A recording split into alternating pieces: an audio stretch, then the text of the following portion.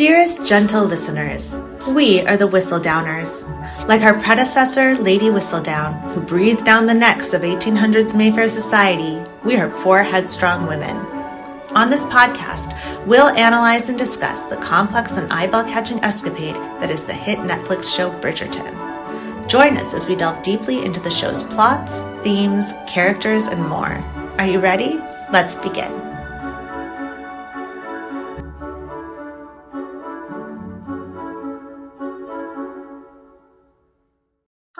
Hi guys, welcome. Welcome. Hey. We're the Whistledowners and welcome to another #Whistledown Wednesday. I'm Jo once again and Rox. This is Spoiler. And this is Elle. Yep. Sorry, Okay, we wonderful. need to hydrate over here. And I hope said you hydrate. What you wanted to say, Elle? I'll say it later. Okay. Fair. We're very excited for this half of the episode because now we're going to be talking about the Bridgerton siblings, right, guys? Yay! So It's going to be wild, right? it's going to be, one hell of a ride, right? Okay. All right. Before we begin, I think just a little note of warning. There will be little spoilers regarding the book book plot notes. This show spoilers as well. We're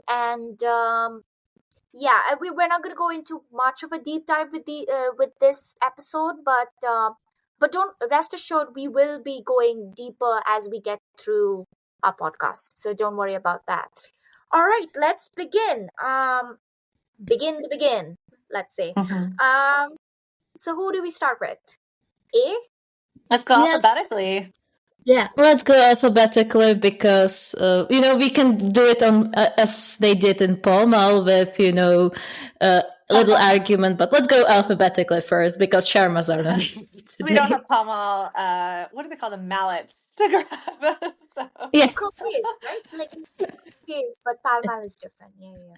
I will have the little pink one. Thank you very much. Yes, yeah.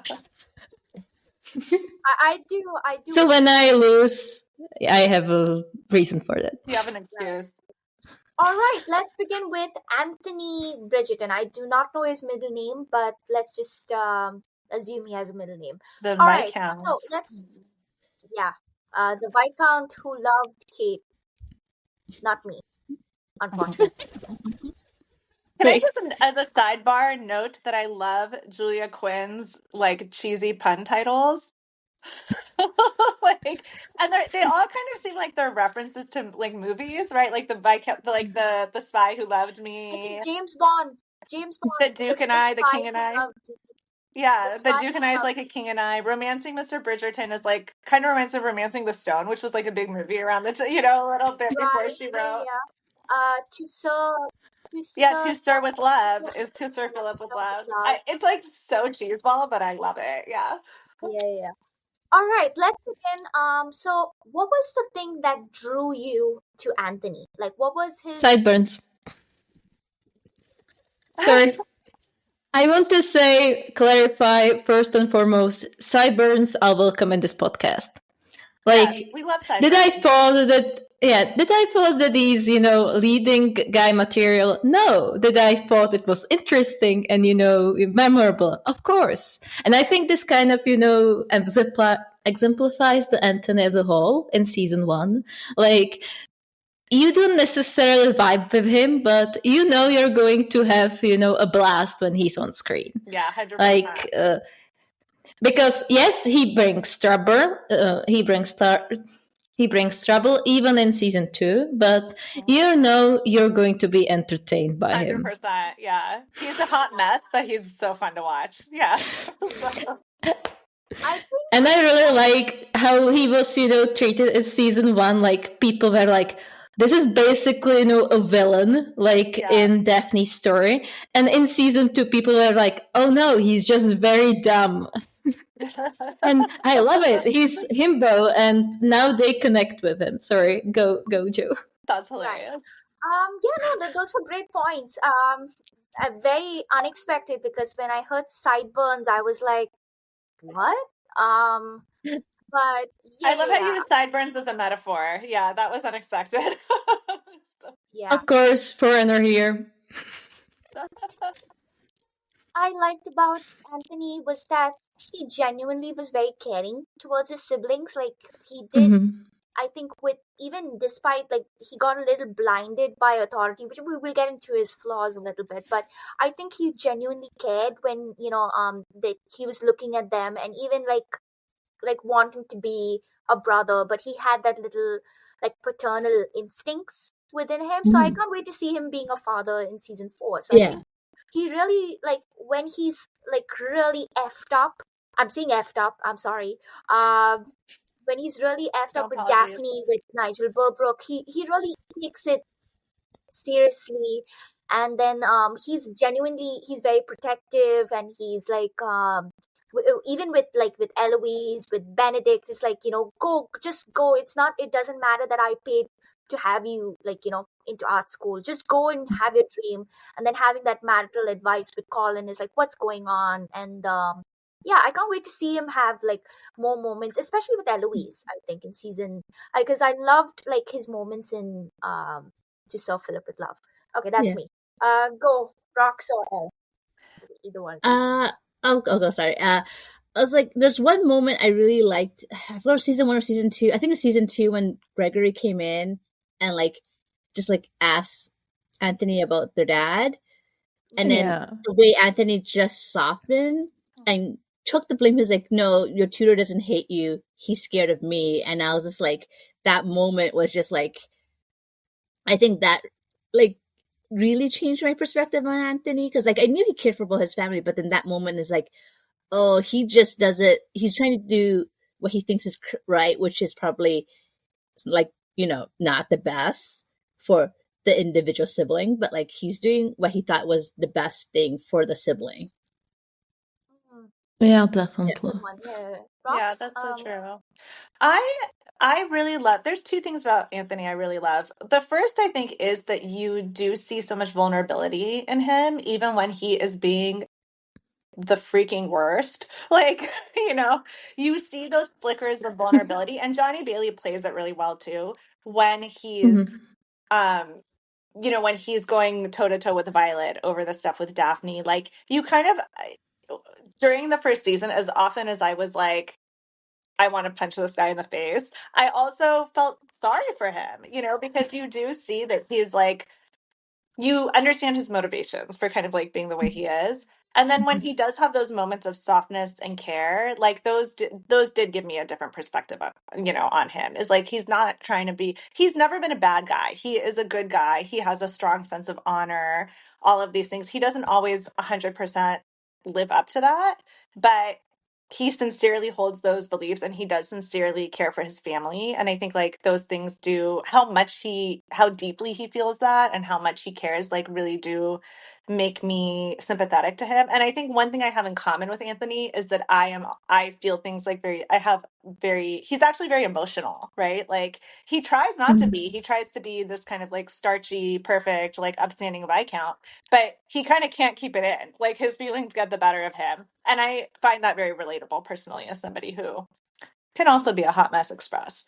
I think, Express. yeah. So I actually loved, even though he kind of was the villain in Daphne's story, and I frequently was very mad at him, I really found season 1 Anthony quite entertaining. Okay, so let's move on to his flaws. I think we've spoken a little bit when we were trying to describe him, but could I go ahead with flaws? Because I think I have one thing is that he his back. I don't know which one of you liked Anthony and Sienna. I don't want to hurt you guys That with was this. me. That was me. Yeah. I'm not saying they should have been endgame, like, at all. I love Kate. I think she and Anthony are perfect I for each think other. But I just thought that relationship was very like compelling, yeah, it was. But I passionate. think one thing that I like saw the flaws, especially with Anthony, is like his back and forth with Sienna. Yeah. It's like he would take Violet's advice seriously, then kick Sienna out, Oh and my then God, when he was yes. feeling like it, like He was a best going boy. back. Yeah. Yeah.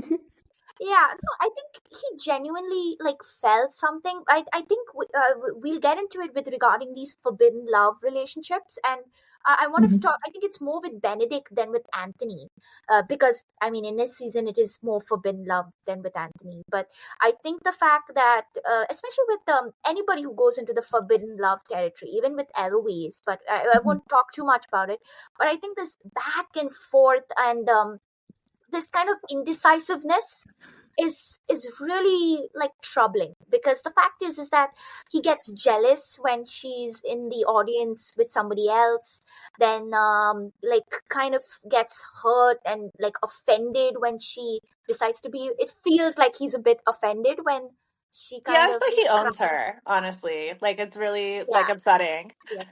So I think that it's was super like more toxic. troubling than what he was doing with Daphne, because then at least when when he kind of realizes what he's wrong, he turns around and does something a little different. But yeah, that's what I found the inherent flaw like with him. So Yeah.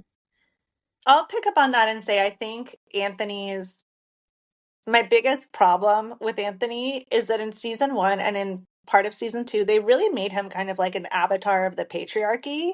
Let me explain that. Like Anthony is the antagonist in Daphne's story. He is literally the villain in Santa's story. Because I think more than the other siblings, he is sort of bought into the patriarchy and he is a little bit bought into the social strictures of like their society. He doesn't question them. He just tries to live up to them, you know? And I think that to me, and they hurt him. Like you see in season one how like he is being hurt by the patriarchy, but he sort of doesn't interrogate that as much as some of the other kids do, or doesn't rebel against it.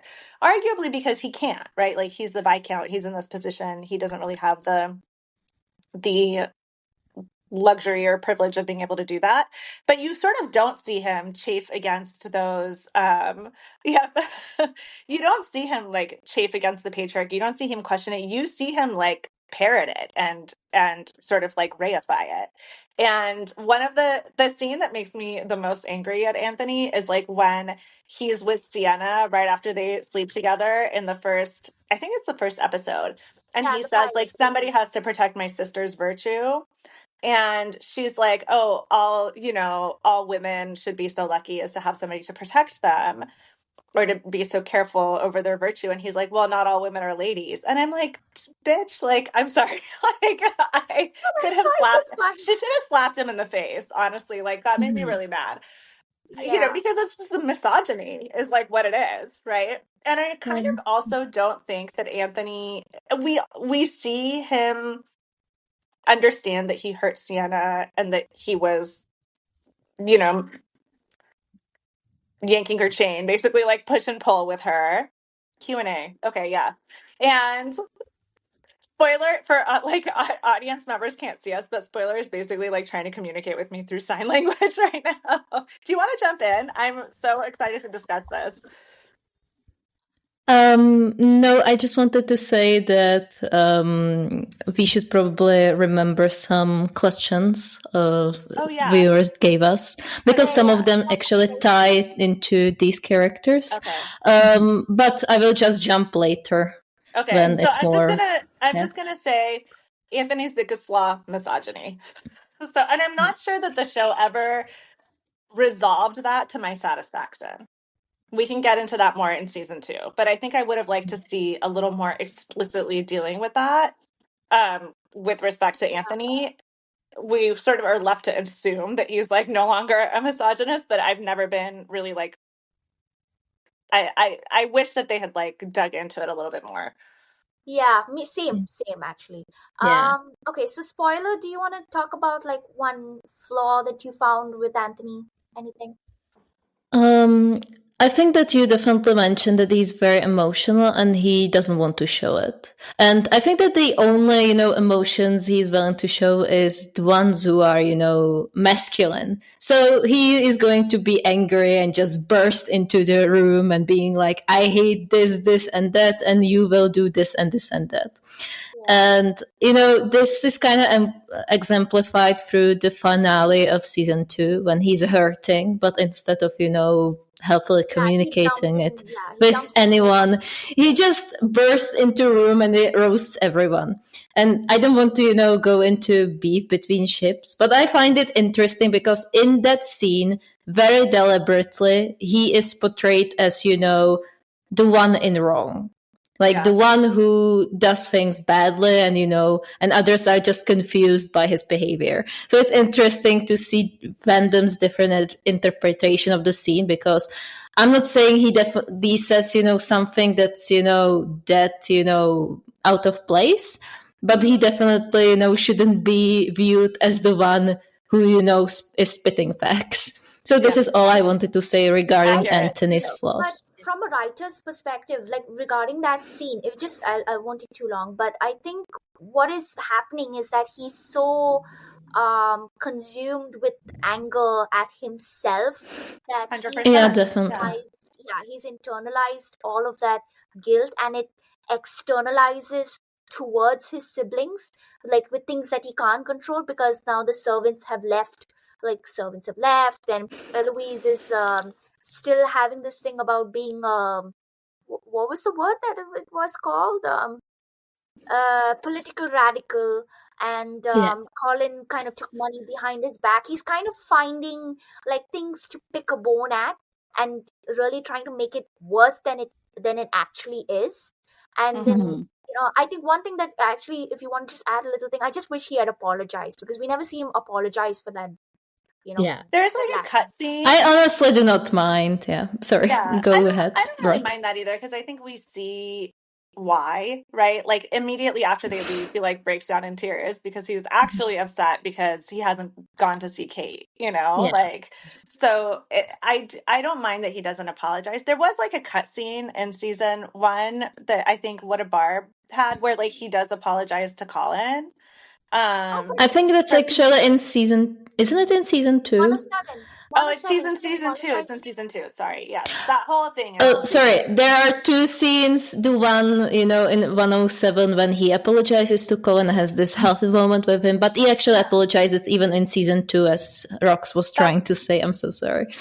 And it was deleted, and I understand why. This is just editing processes, and you want to flow the story better. And I honestly, did not mind. I think Colin understands too. He also says some bad things to him. So yeah. 100%. Yeah, I think the fan wars over this stuff is like kind of silly because in all the sibling relationships, like no one is like fully in the wrong, no one is fully in the right. Like everybody has their reasons, I also thought like Anthony in season 1 when he is like, and then I'm gonna move on from this, but I just find Anthony and Colin very interesting together. They'll be, you know what? Maybe I'll save this for the sibling duo. That's what I'm gonna do.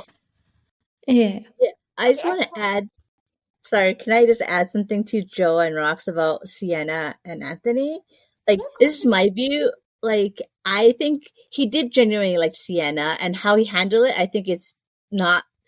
It's the time and the class, and like he obviously is like, oh, I like this woman, but she's not gonna be my wife. She's gonna be my mistress because she's not of the time. She's not aristocracy. I'm not gonna marry her. But that doesn't mean he doesn't like her. But like, I just think how he handled it was really wrong. She found someone who's gonna take care of her, like regardless of the feelings, and she moved on. Like, even like no matter how, because like, she needed that. Like that's is reality of the time. She needed a man to take care of him, and he wasn't willing to step up. And I mean, they both found, I think, have their own story, but like that's a huge flaw in which like he positions himself as higher, even though he likes her. Yeah, no, I genuinely think he did love Sienna, not like the true love that he like later finds with Kate because this is a romance show, but I think that like I do think he loved Sienna. I think he was like very passionate about her, and I also think that it was realistic that they couldn't end up together. Like he would have to ruin his whole family, and he wasn't going to do that.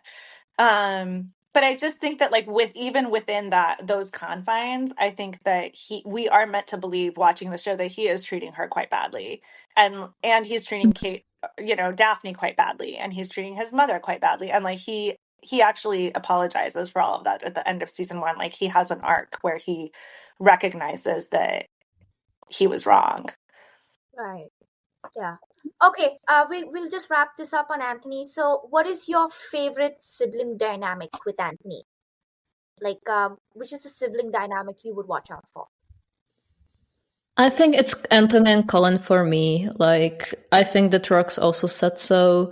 I'm not saying they're my favorite duo overall, but they're definitely up there. Also, highly Daphne and Anthony, of course. But go ahead, guys. Elle, do you want to go? I'm interested in seeing Anthony and Benedict just because the whole Anthony was like, oh, buying like a quote unquote buying a spot for him at the art school, and then Benedict not going and something that he wants. But like, I just want to see. I want them to play out that dynamic more in season 4. Hopefully, who knows?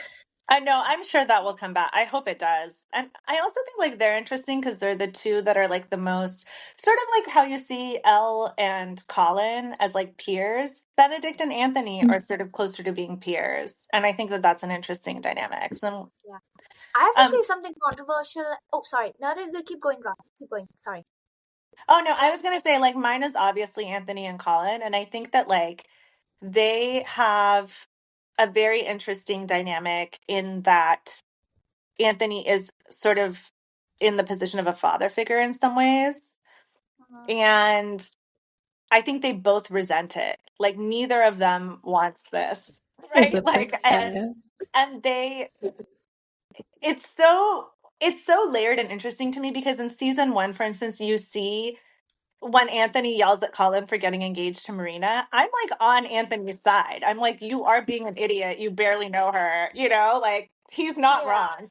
But the way he goes about it, he doesn't understand Colin at all. And he's unintentionally so hurtful to Colin by like, Colin is so sensitive and so romantic. And Anthony is basically like, I should have taken you to brothels, and you really see the ways that continues to impact Colin in season 2, in season 3. But yeah. He's going the wrong way. 100%. And even with Benedict, like both Colin and Benedict have been sort of like a little bit damaged by their relationship with Anthony because Anthony, even though he meant well, was like a bull in a china shop.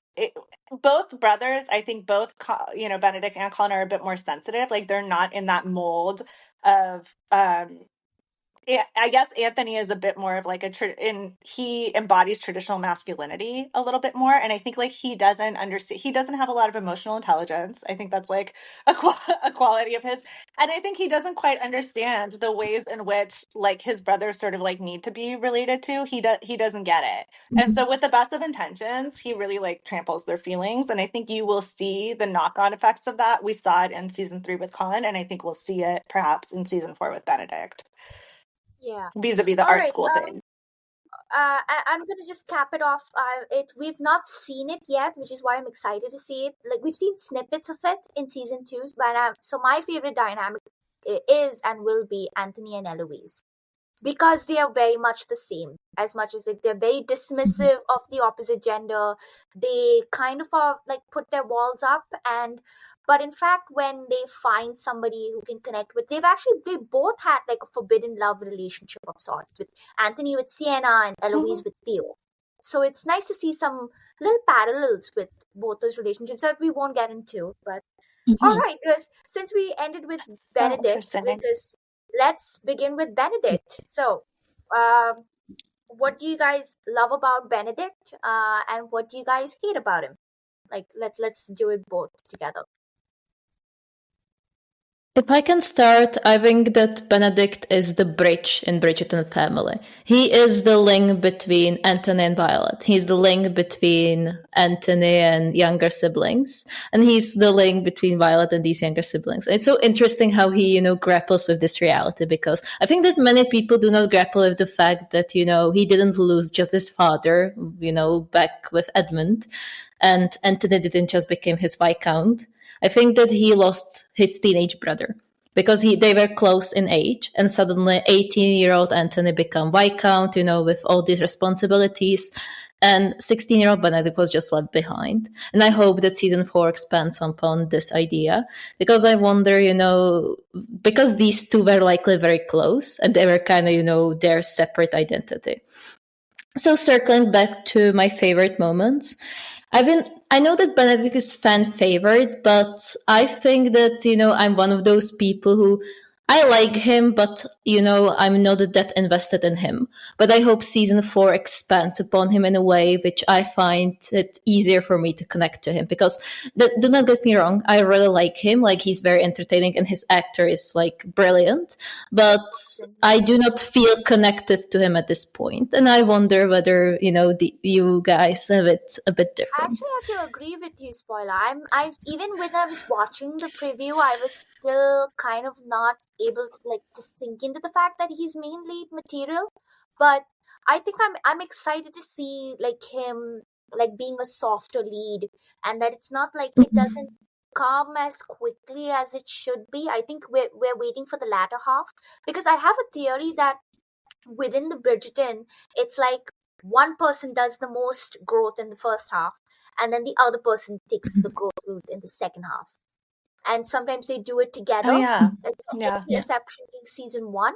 But yeah, it's kind of that became the pattern from season 2 onwards. So yeah. Interesting. And what do you think? I'll go what I like about Benedict, I like that he's so open-minded. I think that's like a refreshing. It's a little bit anachronistic, but it's like refreshing. And there were, of course, like bohemians at that time, so maybe it's not so anachronistic.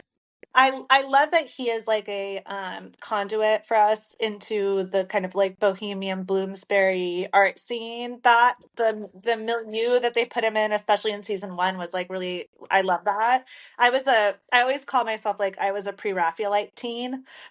Like I was super into the pre-Raphaelite Brotherhood, and Benedict very much has those vibes. And I think that he's kind, like we see him be caring towards his siblings. He's often like a source of humor. So those are all things I like about him. But I would say like the thing that makes me, and I feel the same way as you, spoiler and Joe, like I'm not quite as invested in Benedict. Like so far to me, he's had real side character energy, which is fair enough. It hasn't been his season yet. But I just don't think he's been developed as well as Anthony and Colin were in the lead up to their seasons. Like I was already invested in them, in before their season started, in a way that I don't think the writers have done quite as good a job with Benedict. But I think that I think part of the reason for that is that like the flaw that they've given him is that he's sort of like, he's a little bit he gives up easily, right? Like he's kind of avoidant. He avoids conflict. That doesn't make for a super compelling lead up to a character, because what's interesting is conflict, right? So I think I'm interested to see how they develop this in season 4, because they're obviously going to give him a lot of conflict. But actually, okay, sorry. And I would say I also think Benedict is a bit immature. Like he's, this really hit home to me when, obviously there's the big things like running away from art school the second he found out that he hadn't gotten in on his own merits. Like you could still hang in there, or you could just paint on your own, or there's a lot of stuff you could do, but he just gives right up. And I think that there was a scene in season 3 where the family is all together and he's like, this 30-year-old, he's supposed to be 30 in the show. The actor's older, so it actually makes it strike you even more. But like, he's sitting on the couch fighting with Hyacinth and Gregory over macarons, and you're like, dude. I love that scene, sir. I love that scene. Be as relatable as possible. Yeah, no, and I say this with a lot of affection for Benedict, and I think they're going to complicate him a lot in the fourth. They're going to challenge him, right, in like the 4th season. But I think that is kind of his flaw right now to me, is that I'm like, he's a little bit of an immature, like arty, party boy, and he's going to need to be. We're going to really need him to be challenged, so. Actually, I'm going to capitalize on that. So I think one thing is that he can sense. Okay, I'll just start. The one thing I like. Sorry, can I just I didn't get a chance to say anything. Can I say something? Ellen, sorry. And I think Benedict is your favorite, right? Or one of your favorites. No, not really. Okay. I don't really. Sorry, no, Benedict fans. He is a fan favorite, not on this show. No, Can I just finish? Go ahead. Sorry. Sorry. No, I just think there's something I really don't like about him in season 3. I think he gave really bad advice to the Montrose because he was like, "Oh, they're married; they don't count." It's like, no, Benedict, you're in the time. You should know it does count because if you read the book, because I think it's like in Anthony's book, they're like, "Oh, Anthony and Kate danced one more dance than is necessary," and that was in Whistledown. Like, people do gossip, people do say stuff regardless if you're married or not. So like, I don't think he should have said that. That bothered me. That still bothers me. And I was like, he should know better. That's horrible I think he's advice. just Yeah. yeah. Yeah. Okay. And what did you like about him, Elle? Honestly, I'm hoping season 4 will make me like him because he's a lot better in the book than he is how he's written in this lead up seasons is not that well rounded, and it just feels like they don't know what to do with him. And hoping season 4 they give him better traits and storyline. Okay, I do not really like, what they develop into, because I was really hoping that there are some, Benedict stands, because he's very popular, in fact, I think, out of this. Yeah. So I will just say, that I think, I don't like that I don't mind that he's childish. That's perfectly fine. You can be a leading material of this. I have no issue. And I think the flight response is actually very interesting to build upon because, with Sophie in the way, this, makes it interesting, and I wonder how he will react. Some people were frustrated with him when, he gave up on the art college, but I wasn't. Because imagine if you're a very privileged person the entire life, and everything you've been served is because, you're Viscount's son, brother, you have this, this was maybe the first time he felt like he, got somewhere on his own. First time in his life, and he's almost 30 at this point. Yeah. So when he found out that he wasn't, that it was Anthony's money or Anthony's influence, like, people are like, you're gonna just take it, why do you care?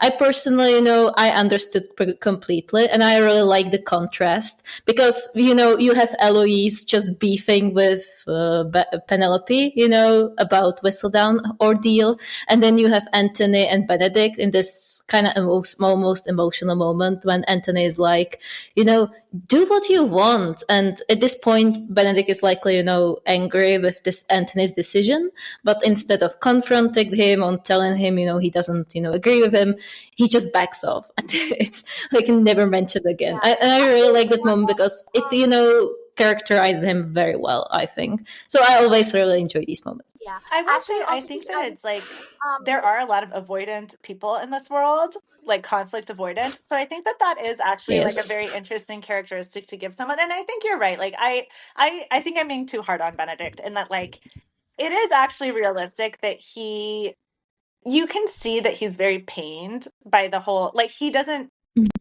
Benedict and Colin kind of share this sort of like insecurity about their place in the world and their accomplishments, since they're untitled, second and third sons. They don't really have a purpose. Mm-hmm. And you see that he is actually a talented artist. And you also see that he's like so insecure about it, that it's like that confirmation that he didn't get, which is very relatable to anyone who's like ever done art, right? Or writing. Like, I have a half-written novel, in my drawer right now. So I kind of can relate to his, like, giving up. Oh, awesome. So maybe that's why I'm so hard on him. But, like, you can see that that was, like, very painful for him. And so I think, I wish that they had explored that conflict a bit more, because I think that the writing for him in season 3 in particular wasn't, like, as good as it could have been. But I am interested to see sort of how they delve into his insecurity and stuff around his art, and how Sophie, who has not had all the privileges that he has, is able to sort of challenge his worldview a little bit in season 4. Go on. Okay, I just want to just add another example. I know a lot of, like, the most prominent example is him walking away from his art. I think also the fact is that when you see 107, which is Oceans Apart, when Sir Granville, I think they part ways in that episode, but there's a thing, I fight every day to be with the love of my life. And maybe that's something that you don't get. Like, something what he says, like, maybe all you ever do is talk. And which is so funny, because Eloise gets the same thing from pen. All you do is talk. And funnily enough, because I'm just gonna put in my favorite dynamic. I think Benedict and Eloise is the most centric dynamic that we've seen so far, and they like consider themselves as the rebels of the family because they don't want to get married after Daphne and Anthony. Joe, your sound has cut out. Your sound cut out. Oh, I wasn't sure if I was the only one. Can you hear me, guys? Now we can hear you, but your sound cut out after you said all you ever do is talk. Right. Okay. So what I was saying is that so it's funny because Benedict and Eloise identify themselves as the rebels of the family, and not wanting to be the next Daphne, and Benedict wanting being the spare for the Viscount. And funnily enough, they are considered as hypocrites for that rebelness because it's just a thing in name rather than in action.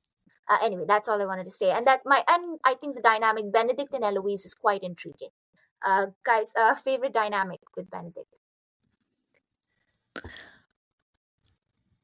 Okay, I actually, this is just like showing how much of a Colin fan I am, but my favorite dynamic is also Benedict and Colin. I'm sorry, I have to like them. I really like them, yeah. Yeah, I love how Colin's like Benedict's baby, and you see a lot of Benedict's like care and softness come out in his interactions with Colin, when his affection for Colin, like when he like hugs him and squeezes his cheeks in season 2, in season 3 when he kisses the top of his head. He's like the sibling in season 3 who's like, Anthony kind of doesn't know what to do with the whole situation. Bless him. Love you, Anthony. But Benedict at least makes an attempt to be like, how are you? Like, how are you feeling? How are you doing? And even though they don't end up talking to each other because Colin doesn't want to be forthcoming, you feel Benedict's love, like in those moments. Or like when Colin is talking about how he and Penelope got together and you see Benedict go like, oh, I think that sibling dynamic has been used to kind of bring out the softer side of Benedict. Somebody should at least say Benedict and Eloise, because that is obviously the fan favorite sibling duo. Elle, wanna say? Okay. Spoiler? Elle, spoiler. What's your Benedict sibling dynamic? I don't honestly I'm trying to avoid any pairs with Colin just because I know everyone's gonna that's fine. I kind of really enjoyed the scene where he was with Gregory and Hyacinth, and I feel like they get ignored a lot. They get sidelined a lot, even by the other siblings. And I really like that interaction I saw with them, where he could I found that very realistic because my brother and I are close in age, and we're both in our 30s now. We still have those we fight over really silly who gets that last piece of chocolate. And I think that's very realistic. Your siblings, it doesn't matter how old you are, it's still the same. And I want, hopefully they can show more of that in season 4. Yeah. Okay, I will just pop in because someone has to mention Benedict and Elle. So I will, say that yes, I really enjoy him with Colin and I really enjoy with him Anthony, but I think that this is very important dynamic. When I was deep diving into the dynamic, what I was, struck by was not the necessary blind love, because, what, it was kind of, they really love each other. But what interested me was the time when they actually had some of conflict, when Elle was frustrated, when, he can, you can go there, shoot in the sky, I'm stuck here. And I really like the fact that Elle actually brought it up, because it's a very underrated moment, in my opinion. People loved, to put the compilations of them being lovey-dovey, and I really love them. But I think that this was very interesting and maybe kind of a preview to season 4, possibly. I'm not saying I want them to fight, but I want Elle to step out and say, hey, maybe get your shit together a little bit. I wanted to just, briefly touch upon Benedict regarding season 4. I don't envy writers because I think that in the book he's not as much characterized as others. And I also think that it was kind of hard due to the trope of his book. You don't really do gradual story before love at first sight moment, Cinderella moment, and then forbidden love moment. Yeah, that's So I true. think that they did some tidbits. I would also prefer, do this and this and that. But I also understood that I think that out of all siblings, I think that he has the hardest build up possible with Elle. Mhm. So sorry, just dropping it here. Joe, your favorite dynamic with Benedict? I've already said it was Benedict. I had said it Oh, before. sorry. Yeah, but I think that's a great point. About like his season. I do think like he's never heard no from people. So like because and I think He one flees before he hears no. He's smart. I do the yeah, no, same. because Sophie is like, I'm not gonna be a mistress, in the book, in An Offer from a Gentleman, and you kind of think like, what's wrong? What's going on?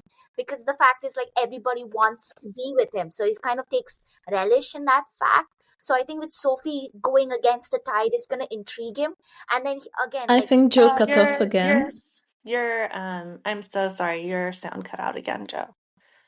yeah, I'm sorry, Joe. guys, can you hear me again? Maybe Colin? I can hear you. We're at Here. 1947. Right. Okay. Can we go on with Colin? All right. Yes. Does anyone want to start what they? Okay, we're gonna have to just go a little bit. We're gonna have to do like and dislike together. Please say you can Yes. hear me. But he's And perfect, Joe. yeah. Sorry, I don't know what's going on. Okay, so who wants to start with Colin? What do you like and dislike about him? I'll start. Sorry. Mhm. Okay. As you know, Colin's my favorite. I'm in love with him, so I think he's perfect. But I will start with like and dislike. I think the thing I love most about Colin is the thing Penelope loves the most about him, which is that he's really kind and caring and empathetic. And we see this, throughout the show. The moment that I think I really fell for him was in season 1 when Cressida spills her drink on purpose on Penelope, and he gives Cressida, he kind of snubs Cressida to go to dance with Penelope, kind of to make the point, to like stick up for Penelope basically. And I think the reason it really like touched my heart too was because he didn't even, obviously they were good friends, but he at least wasn't aware that he wasn't in love with her yet, in my view. Or he at least wasn't aware that he was in love with her. So it's not like, it's not like he's being kind to her because he has the hots for her. He was just being kind to her because he's kind, because he's like a kind person. Yeah. And Totally. that is the thing that like really makes me love Colin the most. And I think like we see him in the first season in particular be like really kind to the women in his life. Like he sort of like respects their autonomy, and he's very like empathetic to people's feelings. So we see him ask Daphne whether she's okay when she comes back. Like she's trying to help him with the Marina situation, and he's like, "Are you well? Like, are you okay?" Because he senses that she's upset. We see him, escorting his mother home when she's drunk and having like a sweet But that was moment. on Anthony's instruction, I will just add. So you owe Anthony this moment. That's true. Oh, Because do I? Anthony Oh, is yeah, because like, he said keep make mom sure. busy. And he was like, on mission. Great. Okay, very on brand for Sorry. me to give all the credit to Colin and none to Anthony. So Classic. that was fully on brand. Sorry, Anthony. And oh my God, all this time, that was a really good point, spoiler. Literally for years, I have forgotten that. And I think like we even see one of the other thing that made me really love him is that he was like really kind to even though he was angry with Marina and he was incredibly hurt and heartbroken and betrayed. For a man of that time in particular, he treated her incredibly well. Like he didn't slut shame her. He didn't, he was upset, rightfully so. But he even went back in season 2 and apologized to her, even though he absolutely did not owe her an apology and like he was the wrong party. But you can see that it eats away at him that, she was left in a really bad situation and that he wants to make sure that she's all right. I don't think that's the only reason he goes to visit her. I think he's also kind of hoping she apologizes to him and like seeking some closure and, trying to figure out like did she ever feel anything for me? But like, I really appreciated like how gentleman, like he is a true gentleman to his core. And we see that again in season 3 with Penelope, right? Like she betrays him in a pretty awful way. And he is angry and he's hurt, but he still takes care of her, you know? So I think like when she says like, what I love about you is your kindness and empathy, I'm like, yes, that is what I love about him. And what did you dislike about him? I think the thing that I genuinely was like racking my brain for something I dislike about Colin, and I have to tell you, I tried really hard, and I have a hard time. I'm having a hard time, but I think like I won't say I dislike it about him, but I think like his flaw obviously is like that he is really insecure. He's not secure in himself. He's really insecure. And we see that the worst thing that he has done, which was the awful callous comment that he made about Penelope at the end of season 2, which honestly I didn't think was it was horrible, but I thought that like people made a bigger deal out It of was it than it really hilarious. was. I was like, To me, we've it was all done it. hilarious. I mean, I think But I can understand. It's kind of said. I think we understand that at that point he's very drunk. But the fact of the matter is, I think he says it in such a public space, and yeah, and like so not scornfully.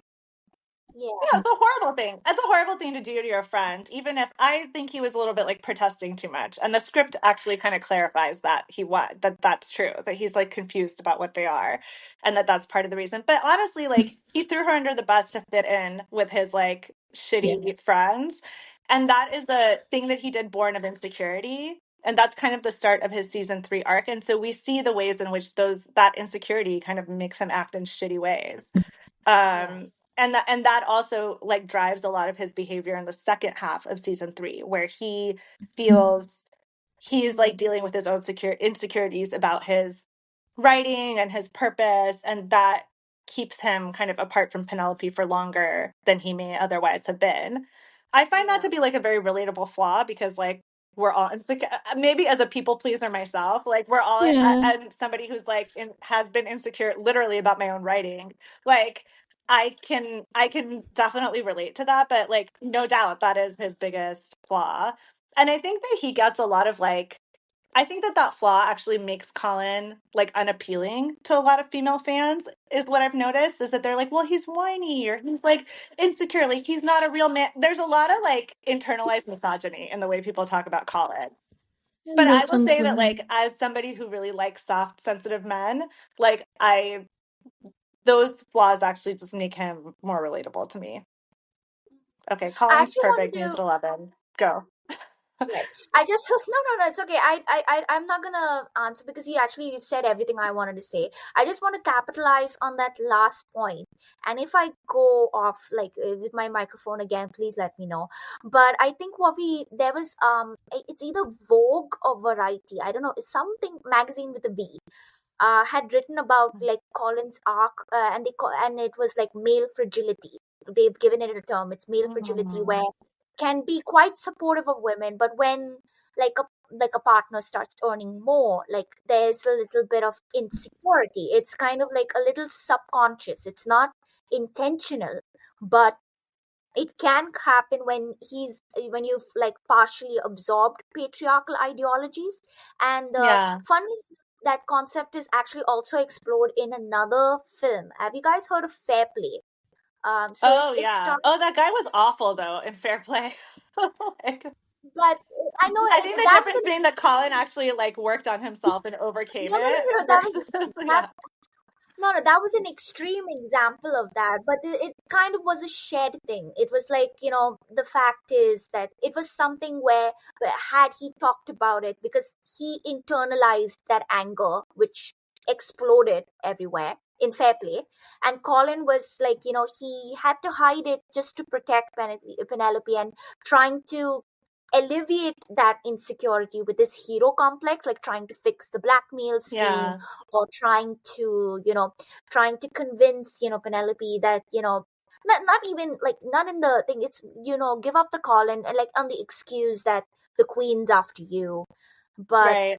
you know, and he does the healthiest thing of trying to understand that she's always been this way through the letters, and trying to say, like, trying to acknowledge, trying to be vulnerable with the fact that, I think in truth I have been envious of you. Yeah. And Yeah. I think he did the most healthiest way of acknowledging that, like contextualizing that and getting it out of the way, and then realizing, you know, I can be my own unique way. Like I can bring my own unique self. I cannot attach it to Yeah. Penelope. And that's like his arc, right? Is like Penelope sort of like they sort of heal each other in a way. Like he needs to really believe that he's like enough just Yeah. just the way he is. Go And ahead. that Yeah. yeah.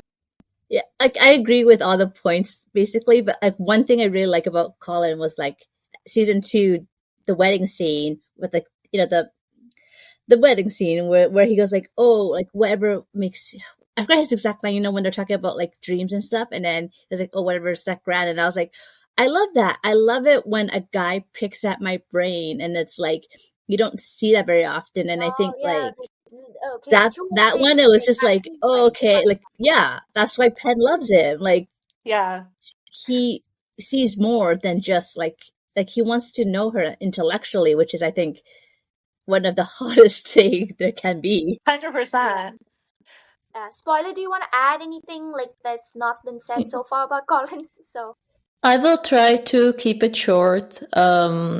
What I wanted to say regarding the masculinity in Colin in season 3 is that many people are like first 4 episodes and it stops because this fake rakish boy is gone. It does not stop. It's not just this, because by that point he's basically white knighting Penn. I think that he is because he's insecure and because he is so taken by the fact that she is in love with him, he doesn't believe it.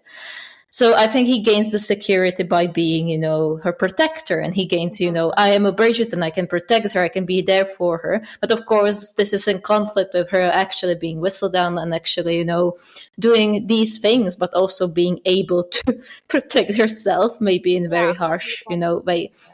So I think this makes his storyline regarding the masculinity more interesting for me and more compelling for me, because we see this brooding hero who needs to learn to be emotional hundreds of times, and I really like what they did with Anthony.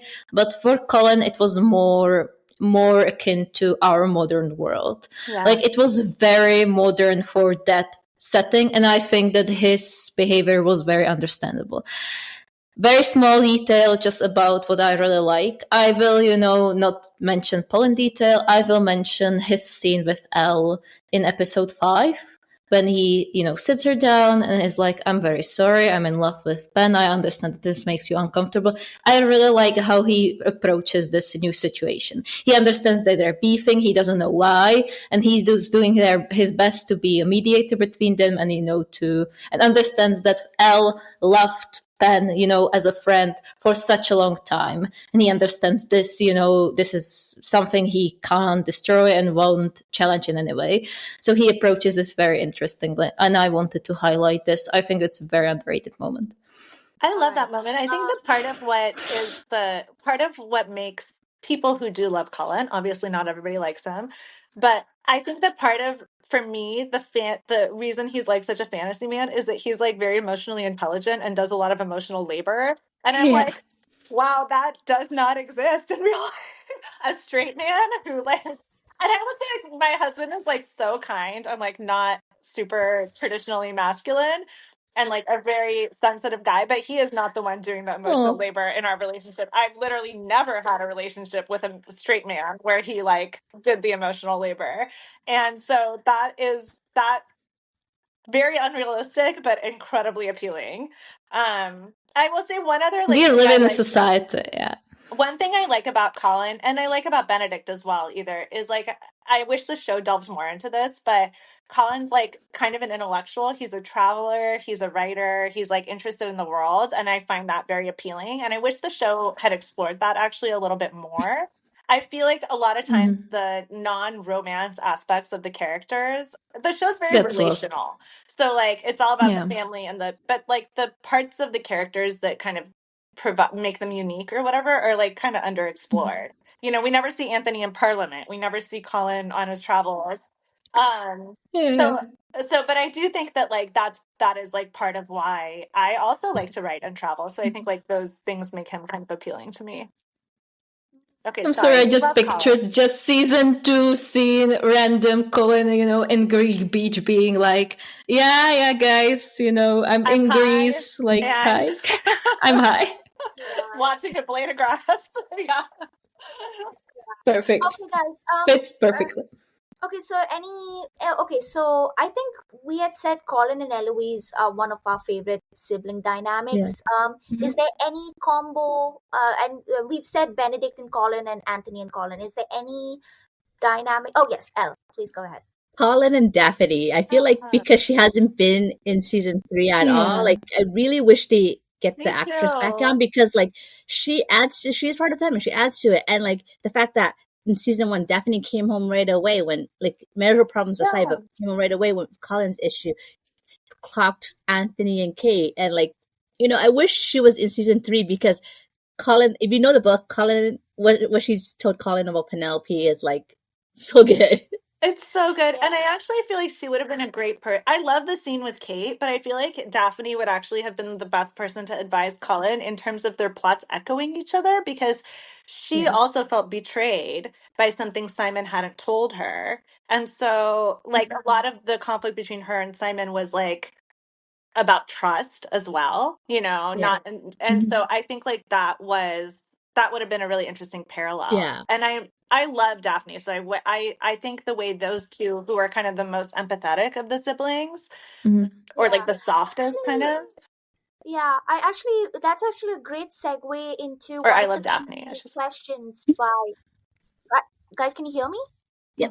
Yeah, I can hear you. Okay, no, I thought my mic went off, but I think user Brave 3001 on our Q&A post had talked about, I think, so my question, I'm just quoting, did Daph and Colin, who would have been around 9 and 10, hold it down with the littles, and this is presumably why Daphne is determined to be an overachiever and Colin is a people pleaser. Yeah, I think that's definitely, what, came into this. The user actually also commented upon the fact that, Anthony would have these responsibilities and Benedict would be, down in the school. So they would be the eldest, holding the family together. Yeah. And I definitely think that Colin has people-pleasing, tendencies. And Daphne definitely, became kind of, I have to be a role model for my sisters. Yeah.